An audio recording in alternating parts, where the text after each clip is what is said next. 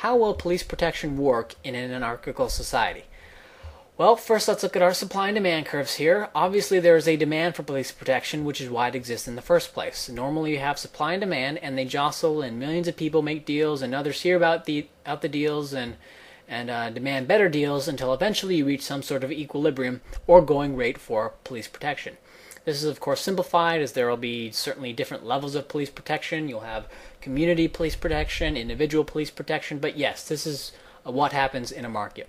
Now, what happens when you give a single institution a monopoly on police protection? You get an organization that is a price maker, not a price taker. And without competition, the price maker can charge any price at once. But when you charge a higher price, less people obviously are going to buy it. Less people are able to.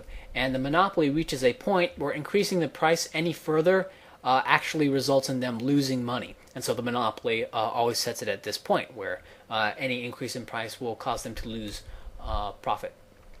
So when we give the state a monopoly on police protection, the inevitable result is that police protection will be more expensive and there will be less of it. Sound familiar? This is why police are overpriced and is why there are manpower shortages, because the state, as a monopoly, invariably sets the price at the monopoly rate.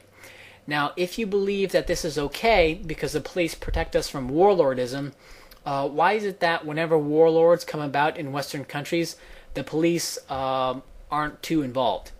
If you look at the Compton and Watts riots in the 60s and 70s, the cops just formed a ring around the areas in question and let everyone kill each other. I also know of neighborhoods in Oakland that the cops just don't go into because it's so troublesome. Okay. Also, you have the no-go zones in Britain and France, which are essentially ruled by whatever Islamic thugs took over, which makes sense.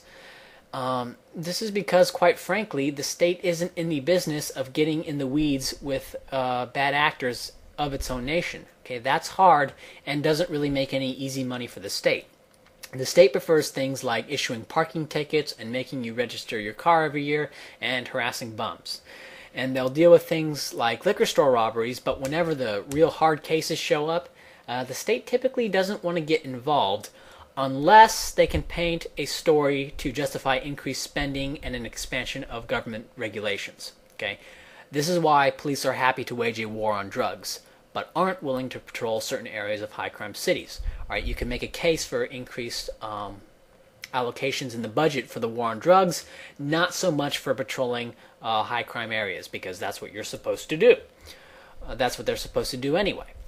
And it's also why the same principle also applies to why the U.S. military is willing to go to war with Saddam to prevent the expansion of the petro-euro, but not with Robert Mugabe to save Zimbabweans from the price control-induced genocide. And really, just ask yourself, how many times has a cop protected you from someone attacking you? For most people, it's 0. Now ask yourself how many times a cop has harassed you.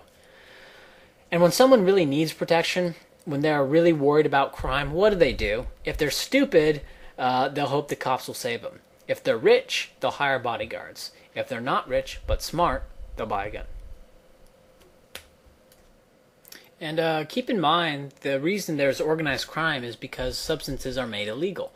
When you make something illegal, all you are doing is creating a pretty substantial barrier to entry.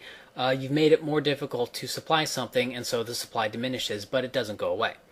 And as a result, the drug trade cannot operate openly, and so you get issues with quality that cannot be resolved through private mediators. You don't know who you're dealing with because nobody can stick their heads up. Okay, it's pretty bad, and of course it leads to violence. You know, what percentage of prisoners in the U.S. are incarcerated for drug offenses? So what are the state cops busy fighting? Well, they're busy fighting against people to have control over their own bodies and against petty criminals, not the warlords. And basically, state police create organized crime by upholding insane drug laws, harass you about petty crap, and deal with the petty crooks and burglars. So here's a question. Since police deal with things like robbery and assault, but not warlordism, and create organized crime by making drugs illegal, does the state actually lower crime? In other words, I think it's debatable whether we would be better off just burning all our money we spend on police protection. Now, okay, I bet on college football every year, okay? And I see all the time that people develop socialization structures around teams and conferences and divisions. All right, this is the mental texture they develop in order to prevent them from having to actually rationalize and reason their way through things. And because of this mental texture, most people recoil at the idea of removing all police. But just think logically for a second. All right, get away from the texture. Just think about the facts and data. What do they protect you from? They don't protect you from warlords, as seen in the no-go zones in Britain and France and America. All right, if someone sticks up a liquor store, will the cops protect the liquor store owner? Okay, maybe. If someone on the street assaults you, will the cops protect you? In the old stateless territories of the western U.S., people got together and sometimes they would write laws, but usually didn't even need to. Because if someone did something that was considered a crime, the gunmen of the town, the strong guys of the town, would deal with it, and 99% of the time would do it without gunfire. The lawlessness of the Wild West has been blown all out of proportion. All right, a story that has come to epitomize the violence of the Wild West involved a conflict over laws that banned guns in the town of Tombstone. You had Virgil Morgan and Wyatt Earp and Doc Holliday, and they confronted 5 cowboys in the city of Tombstone over carrying firearms into the town, and they ended up just shooting each other. This became known as the gunfight at the OK Corral. But what's interesting is that even this most famous gunfight of the violent West, only 3 people were killed. All right, in any modern city today, that may or may not reach the front page.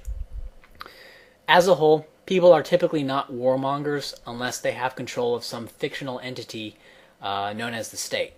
And even when they are, the state just turns tail and gets out of Dodge anyway. So if people were warmongers, the state has proven to be powerless to stop it anyway.